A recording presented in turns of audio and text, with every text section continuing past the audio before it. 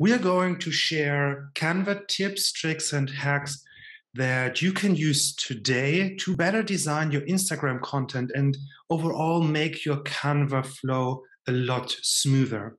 So whether you're using Canva already or if you're a beginner, if you are using it in any capacity, we are sure that Graham's tips will greatly benefit you in improving what you're already doing and just making the whole process a lot faster.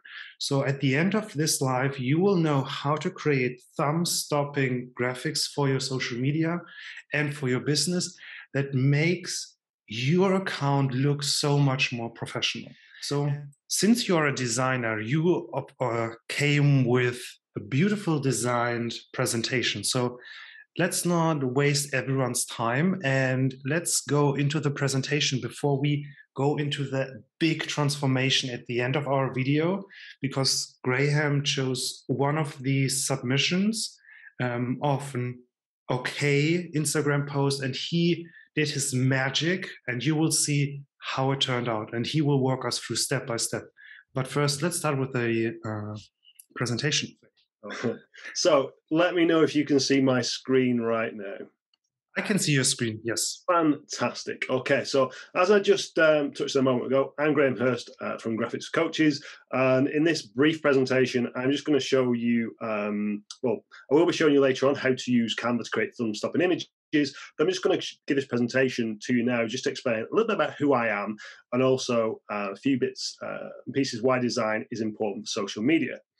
So, who am I? I'm a husband, a dad, and a designer. So that is the order of priority for me. First of all, I'm a husband, kind of, and a dad at the same time. They go like joint first, and I guess designer would come last place, but high up on the priority list. I started online coaching in late 2016, fully kind of established in 2017. At the time, I was a full-time police officer as well. So I left the police to go into coaching because that's where my passion lied.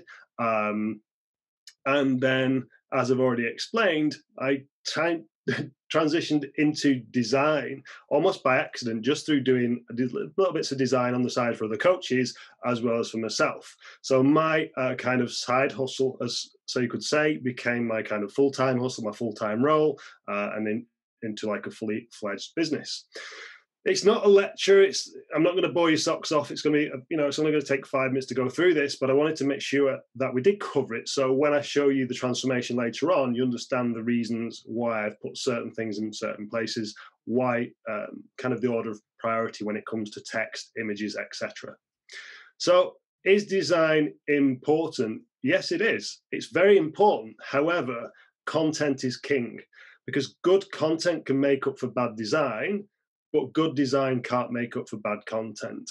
Now, a lot of people forget that. They'll come up with a fancy image or a fancy graphic, and then they'll just write the smallest caption and then wonder why they're not getting leads, thinking, wow, my content looks great, but it doesn't read great. And you're not going to build a relationship with someone, with a potential client, if your content doesn't match, if it's not solving a problem. So you need to make sure that content is king first of all, then we design around the content. Social media design is simply selling the click. And I've put here, content is king, but only when it's consumed by the people who it is intended for. So you need to make sure that if you are creating content, it's got to be the content that is for your market. In your target audience, it needs to sing their name to them. Otherwise, it's going to fall on deaf ears. Your social media pages are essentially small adverts for your business, and every single post you put out there should be a kind of almost putting like a credit in the bank. You're building that rapport, you're building that relationship with your potential clients. So you need to remember that every post will get seen by someone. So we need to make sure it is of value and it is of quality, and it's not just an afterthought, because at the end of the day, this is a business we're trying to run, and we need to kind of make sure that we're being as professional as possible and putting the care and attention into it that your clients will expect you put into them.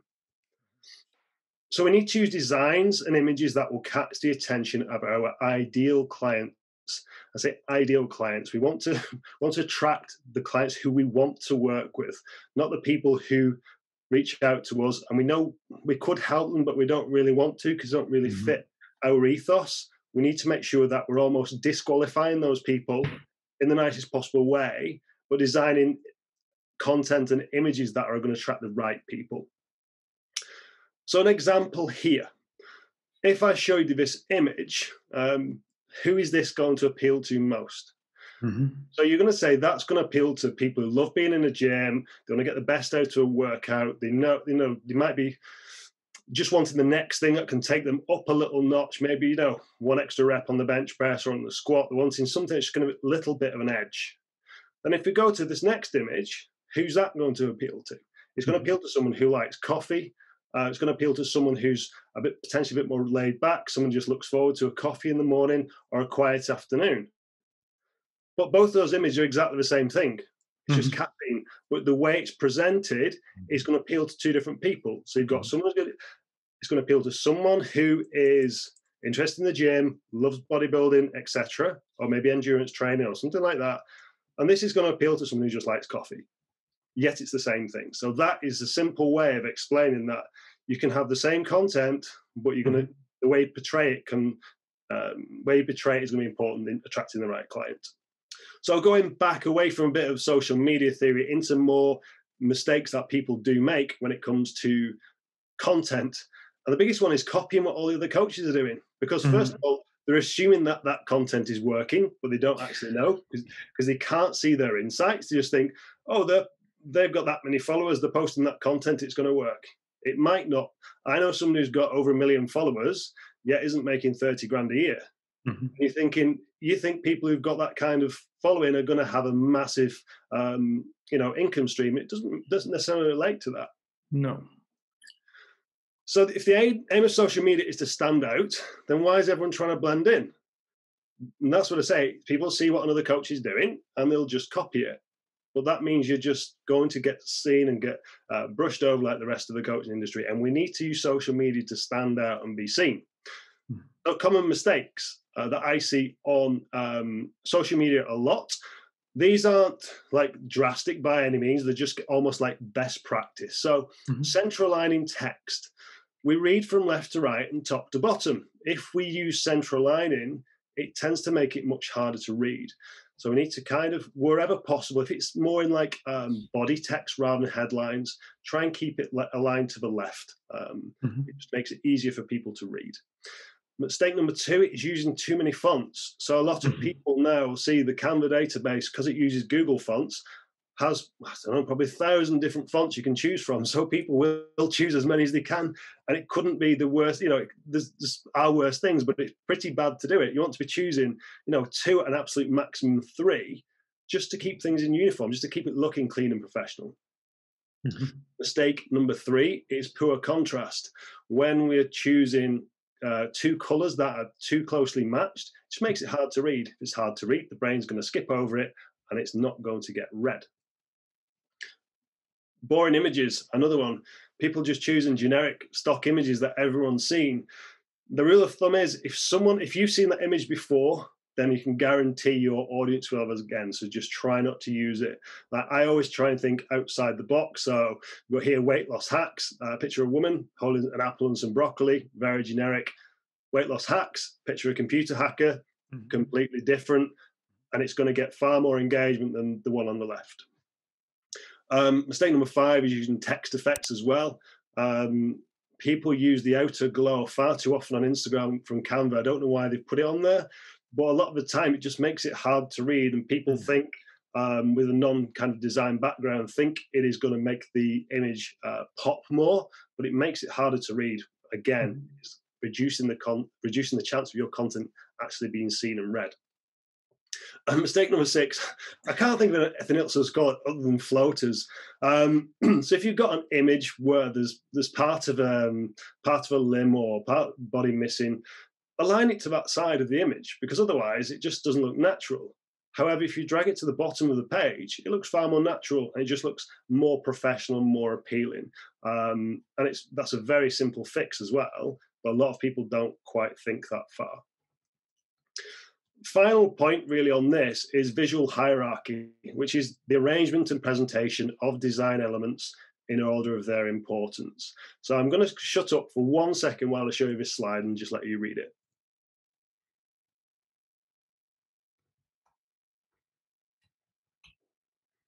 Now, most people will have followed this in order because they'll read this part first, and then this bit, and then the brain will say, oh, it's a bit smaller, and now this, and they'll read this, but right at the end.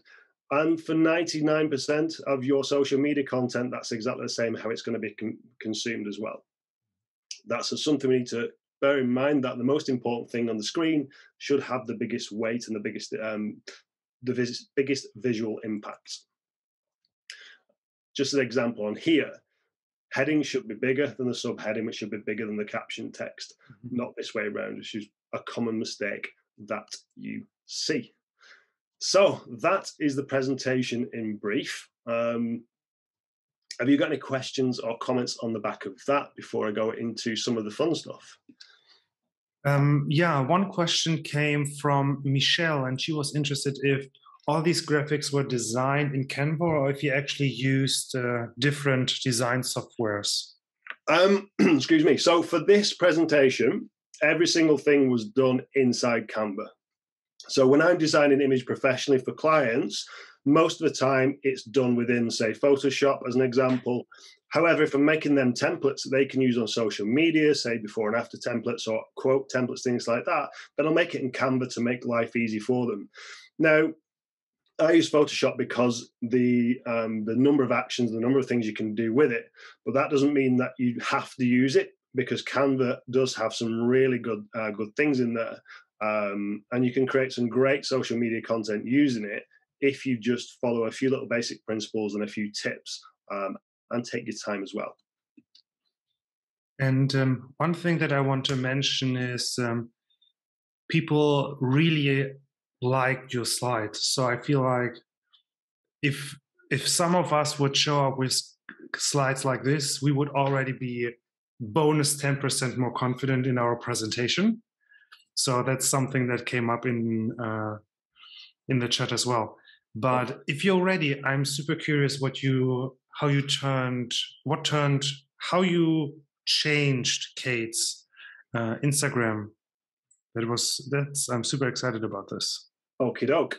So this is the starting image here. So just on a little side note, I'm here on Canva, but using the desktop version. So Canva now, I don't know if you know, it's usually a web-based platform, but I've actually downloaded the desktop version, which appears to be a lot more stable, and it's a lot quicker as well. Just a little tip for anyone, just in case it looks slightly different. So here's the original image that Kate supplied us. Then I just spent a little bit of time just thinking of ways we can make that a little bit different. I didn't want to just do one way, so I thought I'd try two. So we've got the original image here about pyramid workouts, what it is, and how to choose one for your goals.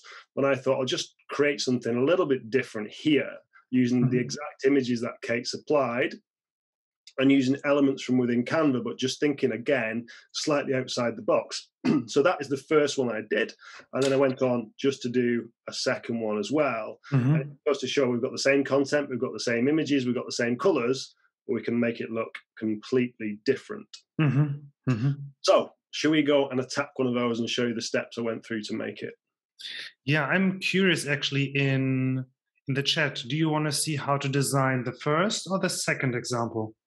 I will give everyone a couple of seconds to type in 1 or 2. I see we have at least 22 people watching us. And we already got feedback from Michelle, who said that's super cool looking. So thank you very much.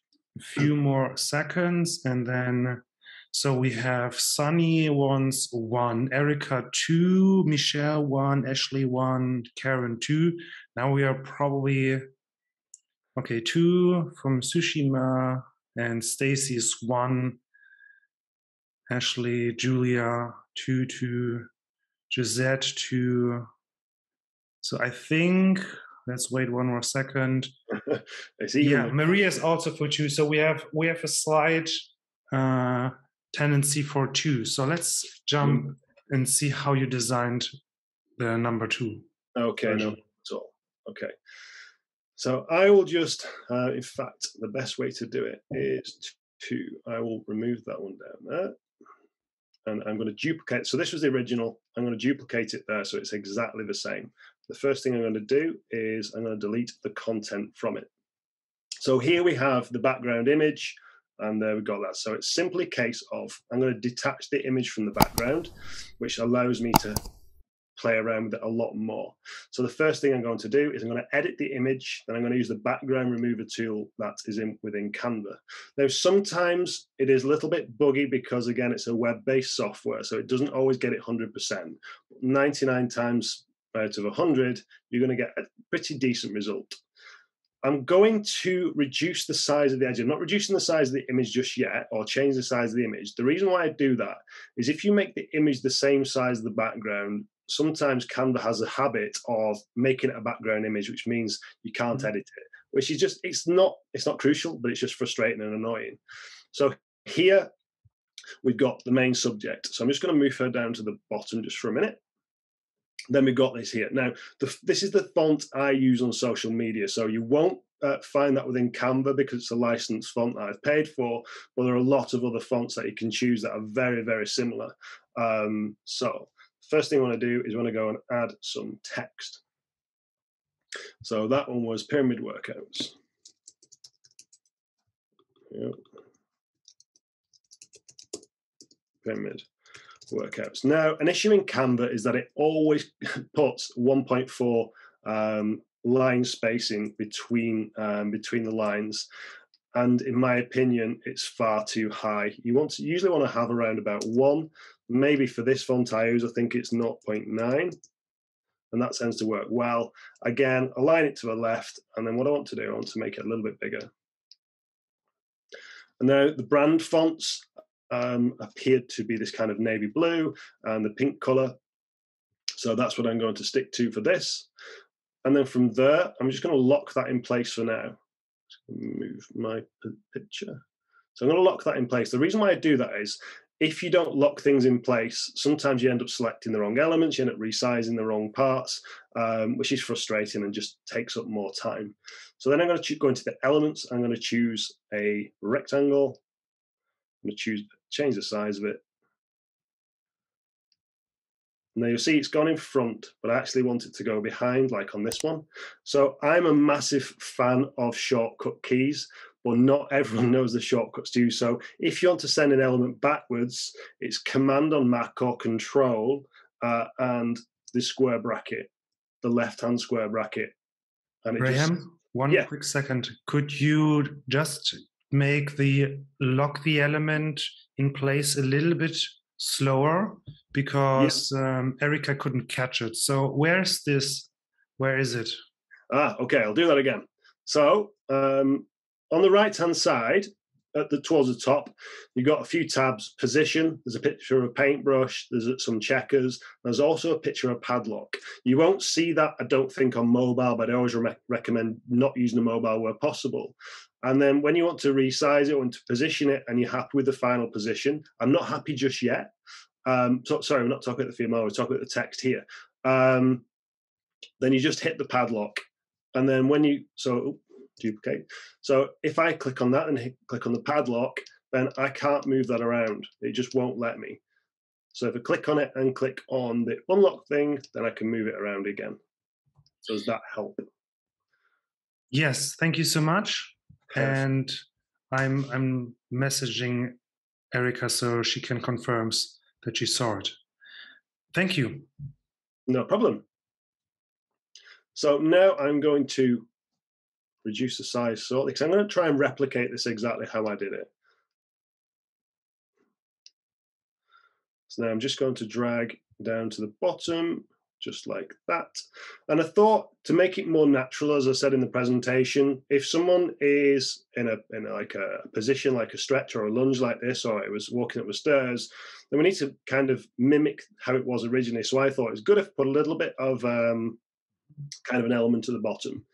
So the way I did that, I simply replicated this rectangle. Now, you could go and draw it again, but a very quick shortcut to cutting it, you can copy this element in 2 ways. You can click on it, and you can hit this duplicate button up here, which will make a copy, and you can resize it and put it at the bottom.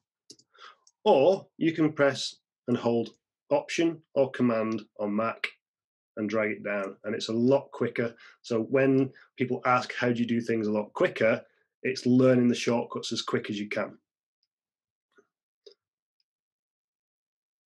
And now I just drag it down to the bottom, and I'm dragging these tabs in just to tidy it up, so I'm not going to select the wrong things. There we go. And then what are they and how to choose one for your goal. So all I did here was went to the text tool for a subheading. I'm just going to move that out of the way as well.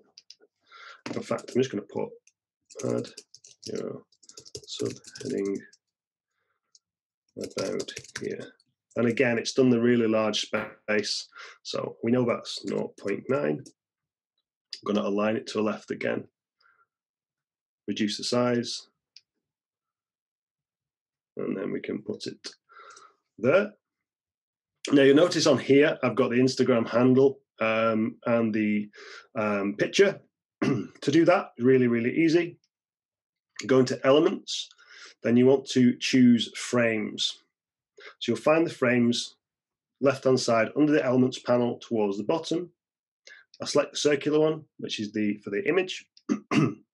Excuse me. Now, the reason why I choose the frames is, excuse me, is because it allows you to drag a picture into that little frame there, and it will resize it for you. Oops. So what I'm going to do, I'm going to lock that into position so it's not going to move. And there we go. And then just to make it a little bit more realistic, I'm going to go back into lines and shapes. Choose the like outlined circle, if that makes sense. Mm-hmm. Oh, see, I should have locked it again. And then I'm going to choose the alternative brand color, which is the blue. I'm going to put it over the top of the shape, but then I'm going to click position and I'm going to send it backwards. The reason being, Canva works in layers, a bit like Photoshop. So every single element you put on is on top of another one. And if I didn't send that backwards, when I try and put an image into that circle, it won't work quite the same. It won't snap to it, so to speak. Now, what I want to do is, it might work, it might not, because I don't have this image uploaded to my system. So I'm going to try and duplicate this image and put it into the frame. Oops, wrong one. No, it might work. Yeah, there we go. So it's worked, but it's too small because it's an exact replica. If I now hit the crop panel up at the top, you've got edit, crop, and flip. I've hit the crop panel. It allows me to resize the image and just drag it around just like that. So now we've got our picture inside the frame. We've got the heading, subheading, again, the picture of Kate. And then one thing I did in here was I just put some simple text and a line at the top. So I'm just going to replicate that.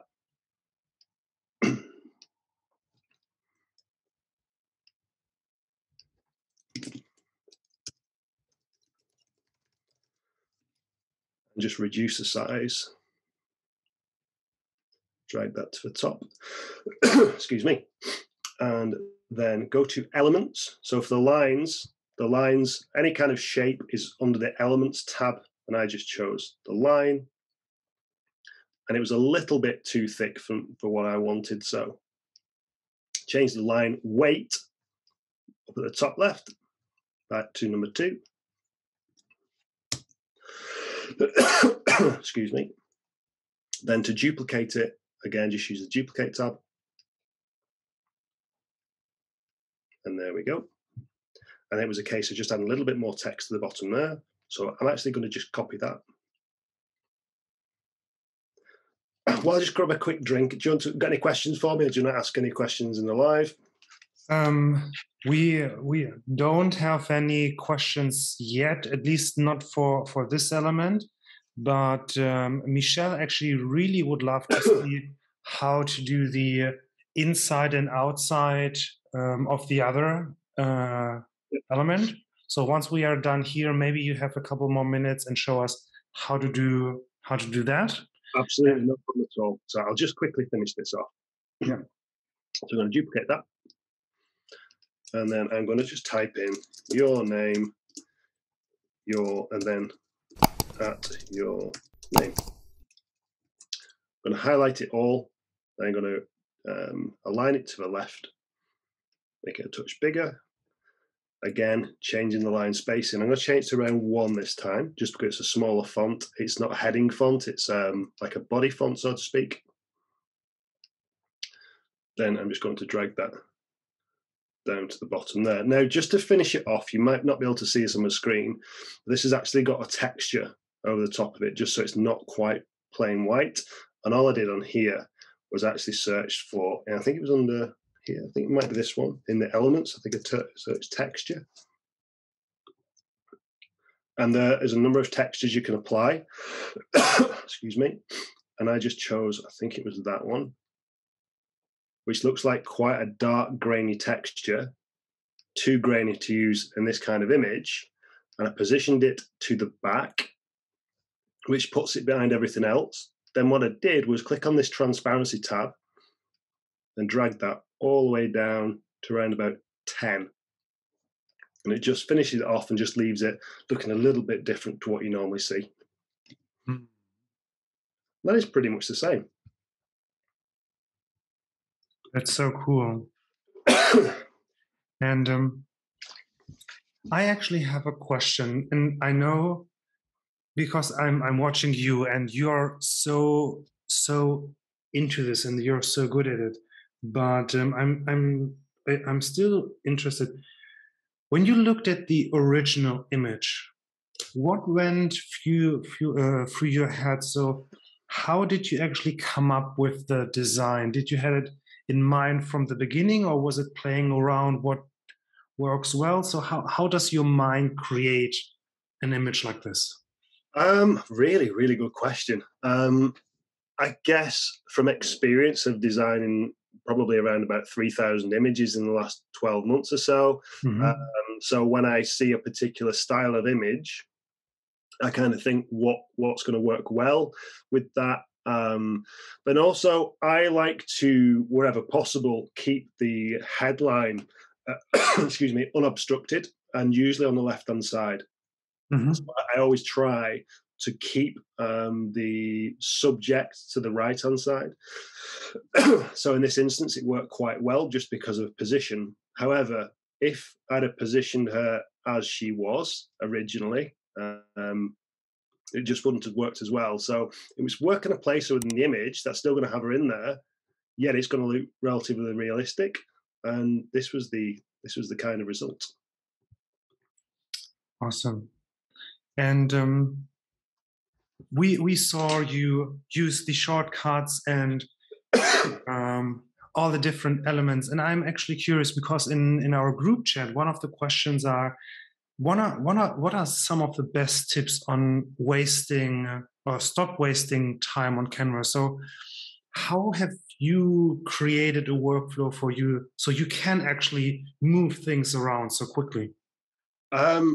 Repetition, I guess, is the honest answer. The more you do something, the more efficient you become. So for me, I wanted to be able to work at speed, yet not lose quality, and Mm-hmm. have to repeat the same thing. So what processes and what shortcuts can I use that are going to speed up my workflow? So learning the shortcut keys were massive for me. Even the simple ones like option drag or alt and drag, which will just, it's locked so it won't work, but if you hold the option key on Mac or the alt key on a Windows PC, then drag, it just makes multiple copies. Ooh, yeah. Then again, I've just ruined that image, but if I press Command and Z or Control and Z, I don't know why it's not working at the moment. Probably like that's Canva for you. I can use the undo key up here though. There you go. So that's working.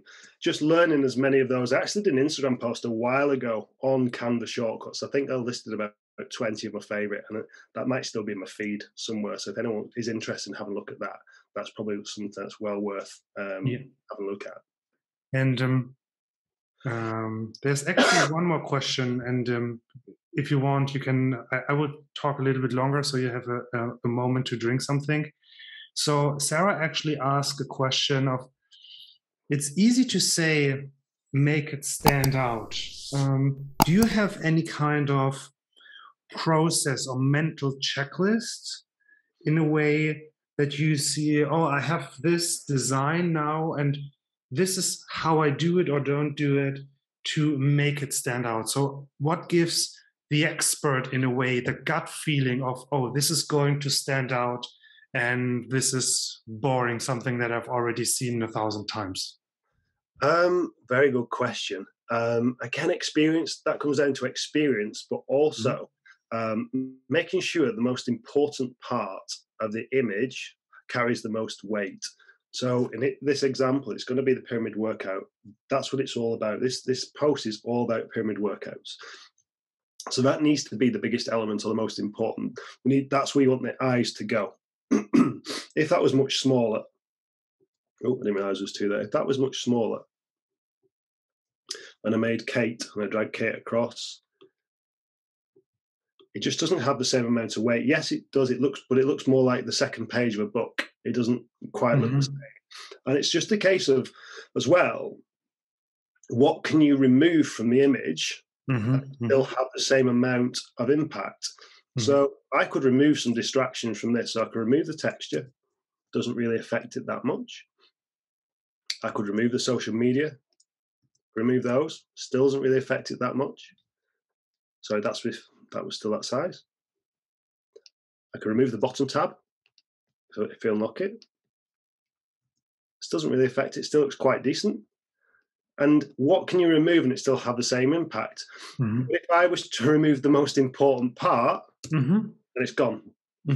So always think, what is the most important part about this post? How can I get that into the image without anything else? So that's why I always put the headline in place first. And getting the headline or the heading correct is really important as well. Choosing the right heading for your post. Yes. And I love this question, or actually you gave two great tips. One is, what is something that I cannot remove, essentially, and that has to carry the most weight. And the other part is simply experience, means also just watching other content creators design their image, and certain trends are coming up again and again. So, for example, something that I see currently all the time are these continuous images when you do a carousel. Yeah. So now I have already seen 3 or 4 tutorials for it. So you better have to create some of these carousels really soon, because they're going to be everywhere in a couple of weeks or months. So just consuming social media, not just scrolling, but actually watching what are some of the trends and what really stands out for you. I want to highlight a few comments as well. So Erica mentioned, just knowing about the lock feature will speed up so much time, because she's not accidentally moving elements around. And for Maria, I'm going to share the link to Graham's social media post here in the description when it's still in his feed. So no worries, at the end of this video, I'm going to share that as well. Fantastic. So for now, maybe we can continue. Can you show us how to do the inside and the outside frame? I can. I'm going to speak a little bit quieter just because my throat. Yeah, no problem. I will show you how to do this. So I still had the same to work with. So I'll just duplicate this here. And I'm going to now delete pretty much. I say a lot of the elements will be locked. Just a really good practice to get into. And again, it does stop you deleting things by accident as well.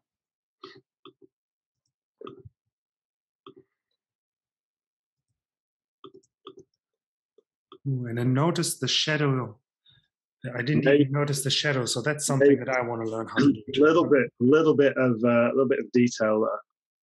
Right, so here we have the original image. Again, going to detach it from the image.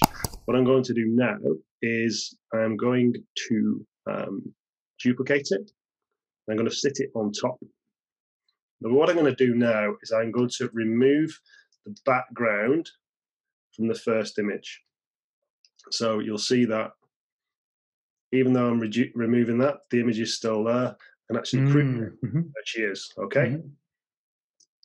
Now I went into, let's find it, elements. And I typed in Instagram frame, which handily brings up, if you've got the pro version, it brings up a good one. If you've got the free version of Canva, the frame doesn't look quite as good. But apart from that, it's not too bad. And all I did here was, if you put the Instagram frame over the top, in fact, I'll just get rid of that and just go back a step. So I'm going to resize these just so it fills the artboard a little bit. There we go. Okay, so now we've got the background image. We've also got the foreground image still there. So I'll get the Instagram frame again and have it roughly in the center of the image like it is. So now we've got the background layer, we've got the cutout layer of Kate, then we've got the top layer, which is the Instagram frame. I want to do that now. I want to position, I want to move it backwards one layer, and it's there. So you've got the Instagram frame is now sandwiched between two other layers. Now we can adjust it to make sure it's in the right position, or we can adjust the frame. So sometimes easier to move the frame, but then how do I make her appear in that a head is over the frame or a leg is over the frame? It's simple, just drag the image up. And then if you drag the top part up, you can see a head is over the top of the frame and a leg is, so it appears that she's going through the Instagram frame. Now, to give it a little bit more realism, all I did was put a drop shadow. So I typed in shadow into the elements, and it gives you a list of different shadows you can pick from. I think I chose this one here, the free one. Just resized it as you normally would.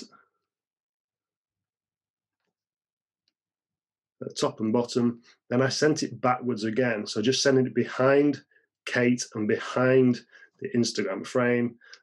And there you'll see it top and bottom. And I think I just duplicated that. So I'm going to option drag across. And there we go. So you've got the shadow at the bottom. Just going to resize it a touch, just so it looks seamless. So I've got shadow at the bottom, and then at the top there as well. And then if you want to just add the design elements, it's simply a case of hitting some text, again resizing it, just as I did before, going into the elements and choose it should be a frequently used one, or just back into the frames again, resize, into position, your name here.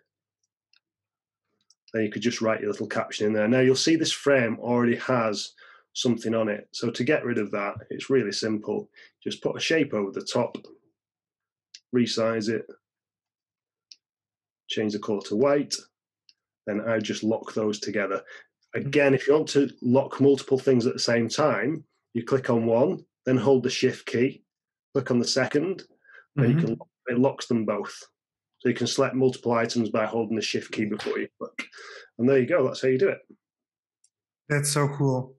And we actually had this in the chat as well. I asked, have you seen the image and then somebody putting the same image over it again? But now you have actually 3 layers. You have the original image, you have her, and then you have her in the frame as well. Did I get that right? You did. Wow. So that's a new level of complexity for me. And I got a question from Sarah, and she's asking about brand colors, and if you think that sticking to brand colors could be too boring because you don't have a lot of variation. It depends. Like, we're using social media, as I said, as a way of generating leads and sales. If we want to stop the thumb, then sometimes it means going outside of using the brand colors, which isn't a problem. It just, if your head can't comprehend a grid looking of different colors, not on brand, then that might be a problem for you. But if you're quite happy to say, I don't really care how my feed looks because I'm generating more leads and more sales, then that's absolutely fine. For me, initially, I wasn't really on brand, so to speak. I was just using different colors because I hadn't quite found out what I wanted. But now you'll see my feed is pretty consistent in terms of brand colors, but I wouldn't describe it as boring just because, again, I just think slightly outside the box by the type of images I choose, etc. One good, excuse me, one good way of doing it would be just to invert your colors. So, say for instance, if your primary color was, say, a white, and then you had like a green, like a dark green as your accent color, just to invert those two colors. So you've got the green as the background and the white as the text. If you alternate those two, you'll still have the same brand colors, but you'll have a slightly different feel, and not every image looks the same. Yeah, yeah. I like. I did, sorry to interrupt 1 second, I did another version of Kate's as well. Oh, yeah. Which was based on, this was the second image that was submitted because it was all in the same one. So there was I just did a little bit of playing around, seeing what other things I could do with the same image. And things like this are what people really can't understand how to do, where they've got someone like, if I can unlock her there, it might not let me. I unlock Kate and I can move her, but the text stays in front of her. And that's a really, really simple effect. Now, if you want me to show you that quickly, I can do. Yeah, if you have the time. Yeah, of course. Yeah. That looks amazing. Okay, so I'll create a new layer. I'm going to delete, if I can delete everything else.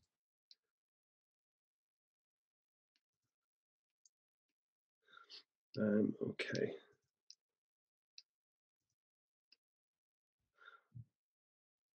So delete that. So essentially what I have here is just a heading. So pyramid training, nothing really else on the screen. Get rid of those. So what I did to create that effect is I made a copy of this headline here. So I'll click on the duplicate button. So we've got 2 copies on top of each other. Now, I click on so we're working on the top layer here. So click on effects. Then the effect I want to choose is hollow. So you click on the hollow. It's moved it slightly, but what you can see, it's got a hollow copy of that text with quite thick borders. So I reduce the thickness right down to around about 10 is a good value. And when we go back over the top, you can see that it looks exactly the same. At this point, if we bring in Kate. In fact, I'm going to, bring in Kate. She's in front, but if I move her backwards 1, so position backwards, she's now sandwiched in between both layers of text. And then wherever you place her, you can still see the text, which is quite good. You can use that for a number of things. I wouldn't necessarily put it over someone's face. It doesn't tend to work as well. But you can certainly put it over the body. And it's just a little effect that you can use, which is really simple, but it does have a good effect. We have a quick question because it fits perfectly from Ashley. These effects that you have used here, the hollow effect, is this part of the free version as well, or is it paid? Do you know that by any chance? I can't categorically say. I think it's on the free version because most of the effects are, but I can't confirm that. But if you go onto effects, it doesn't say pro next to it. So I'm assuming that it's free. But yeah, it's just something really simple, yet something that's different. Oh, that's so cool. And Erica, Maria, and Sonny all think that this is a really, really cool effect. So thank you so much. Let me quickly watch. Okay, we have a few more minutes left, and I think with one major question still open, and that is around carousels. Can you give us an insight. How do you plan carousels for your account, and what are some of the maybe structure or rules that you follow to create really engaging carousels? Because these, at least from my experience, the type of content on Instagram that gets the most engagement. So I actually had the same problem when I was starting designing carousels. How to become better, quicker, more efficient at creating them. So I actually designed a template to use on a piece of paper. So like I print it out and I fill it in by hand. So I know what the cover slides are going to be, and I know I know what's going to go on page 2, 3, 4, 5. I know where the call to action is going to go. And then but I always write the post first, and then I decide, is that post going to be a carousel, or is it going to be a single image, like normal feed post? Because creating a carousel for the sake of creating a carousel, although it looks visually better, you will become quite predictable if you do the same thing over and over again. And people are becoming more and more lazy. So if you're asking them to swipe and swipe and swipe for something that's just really could have been done in a few lines of text, then you're going to lose the effect. If it's something for a carousel, plan it out properly, write it down as a post, then split it up into, say, 8 slides if you can. So you've got a heading slide on the first page, subheading on the second page, then you've got around about 6. I'd say go for a maximum of 6, obviously, 6 or 7 for your content, then your call to action on the final slide. If you want to use all 10, you don't have to use all 10, but that's the maximum that you can use. So make sure that you're not creating it just for the sake of creating it. And then just put, again, what's the most important part for each slide, heading, subheading. Like, then if it's, say, for instance, it was 5 reasons why you should be resistance training as an example, then to make sure every heading or every reason was a heading for that page, if that makes sense. So if you had that heading as your first page, number 2 might be weight training has far more benefits than just building muscle, then like tip number 1 would be your first kind of main point with another heading. Yeah, I love the idea, and it shows how creative you can be if you allow it, because you can have 5 reasons in a single feed post that's more like a checklist, and then you can actually, when you see, oh, this gets a good response, then you can take more time and actually explain every single item on your checklist a little bit more. But there's not just Instagram posts. One of the major things that we need, especially if we go into our coaching packages or higher coaching packages, are slides and workout programs and just worksheets that are not just Google Docs that we printed out.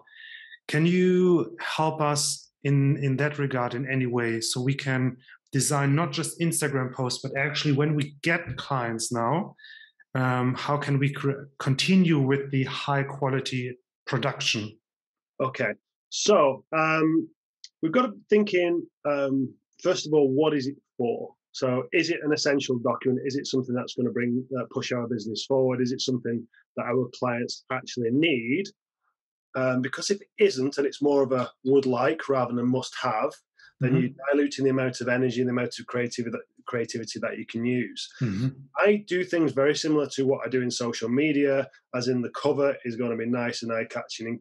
In fact, I'm going to stop screen sharing just for 1 second, and then I'm going to see if I can find a Canva document just to give you an example of what you can create in Canva, if that's okay. Yeah, sure. Okay.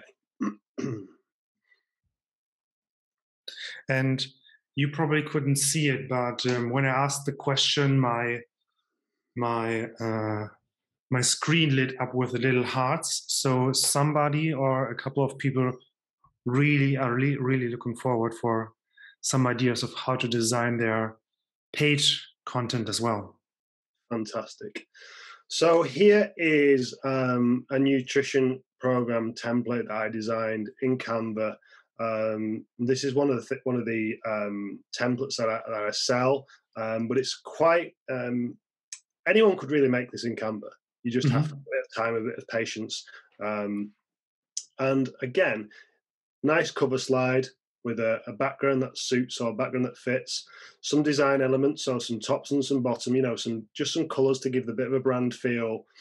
Heading, again, what is it? It's client nutrition program. What's the important things about it? First of all, who is it for?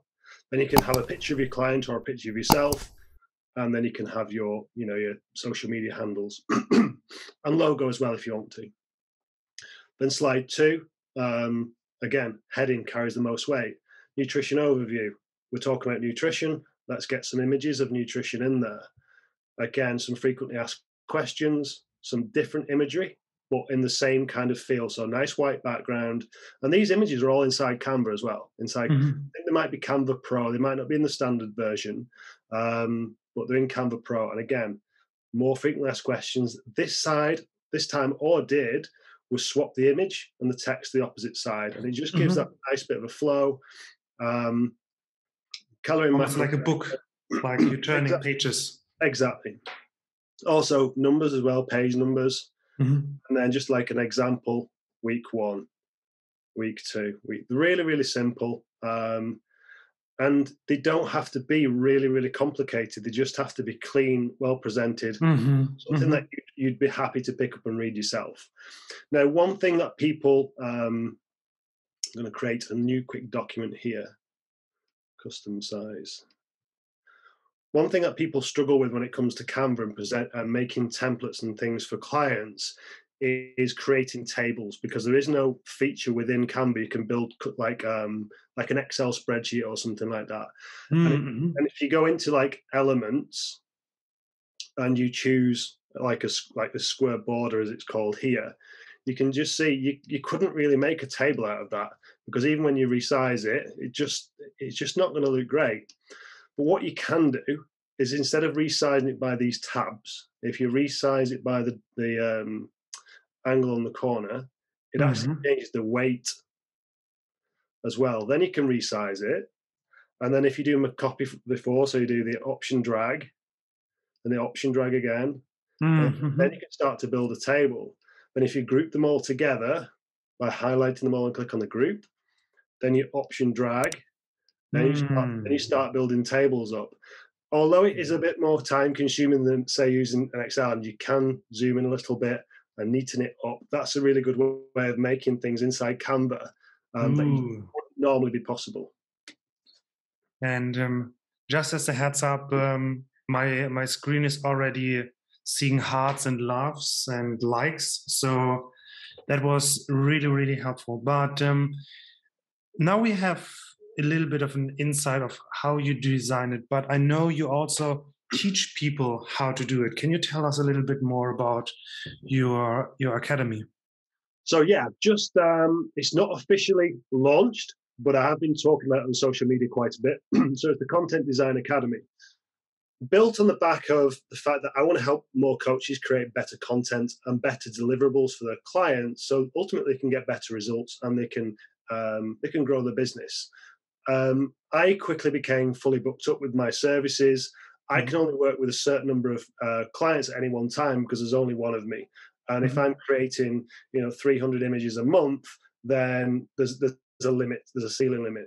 But if I can help people who potentially like actually designing, want to do it themselves, and have a bit of extra time, or maybe the beginning of the careers and don't quite have the financial outlay to hire a designer full time, I thought that'd be really good if I could just help them create content by just doing quick and easy tutorials with like a database where people can log in, they can download the videos, access all my templates as well.